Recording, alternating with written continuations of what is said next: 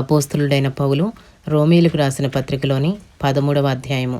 ప్రతి వాడును పై అధికారులకు లోబడి ఉండవలను, ఏలయనగా దేవుని వలన కలిగినది తప్ప మరి ఏ అధికారమును లేదు. ఉన్న అధికారములు దేవుని వలననే నియమింపబడి ఉన్నవి. కాబట్టి అధికారమును ఎదిరించువాడు దేవుని నియమమును ఎదిరించుచున్నాడు. ఎదిరించువారు తమ మీదికి తామే శిక్ష తెచ్చుకుందరు. ప్రభుత్వము చేయువారు చెడ్డ కార్యములకే గాని మంచి కార్యములకు భయంకరులు కారు. నీకు మేలు కలుగుటకు అధికారులు దేవుని పరిచారకులు. వారికి భయపడక ఉండగోరితవా? మేలు చేయుము, అప్పుడు వారి చేత మెప్పు పొందుదువు.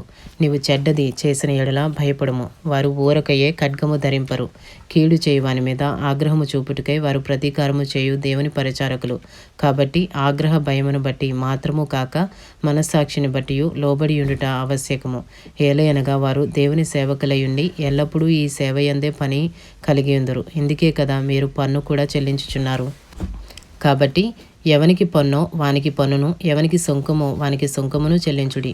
ఎవని ఎడల భయముండవలెనో వాని ఎడల భయమును, ఎవని ఎడల సన్మానముండవలెనో వాని ఎడల సన్మానమును కలిగి ఉండి అందరికిని వారి వారి రుణములను తీర్చుడి. ఒకరినొకడు ప్రేమించుట విషయంలో తప్ప మరేమియూ ఎవనికిని అచ్చియుండవద్దు. పొరుగువానిని ప్రేమించువాడే ధర్మశాస్త్రము నెరవేర్చినవాడు. ఎలాగనగా వ్యభిచరింపవద్దు, నరహత్య చేయవద్దు, దొంగెలవద్దు, ఆశింపవద్దు అనునవియు మరి ఏ ఆజ్ఞ అయినా ఉన్న ఎడల అదియు నిన్ను వలె నీ పొరుగువాని ప్రేమింపవలెనను వాక్యములో సంక్షేపముగా ఇమిడి ఉన్నవి. ప్రేమ పొరుగువానికి కీడు చేయదు గనుక ప్రేమ కలిగి ఉండుట ధర్మశాస్త్రమును నెరవేర్చుటయే.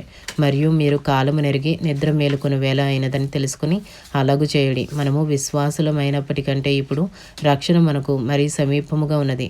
రాత్రి చాలా గడిచి పగలు సమీపముగా ఉన్నది గనుక మనము అంధకార క్రియలను విసర్జించి తేజ సంబంధమైన యుద్ధోపకరణములు ధరించుకుందాము.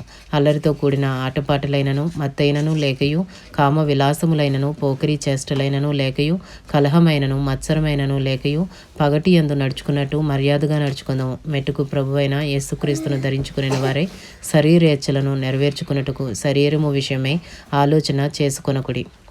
ఇంతటితో రోమీయులకు రాసిన పత్రికలోని 13వ అధ్యాయము పూర్తి చేయబడినది.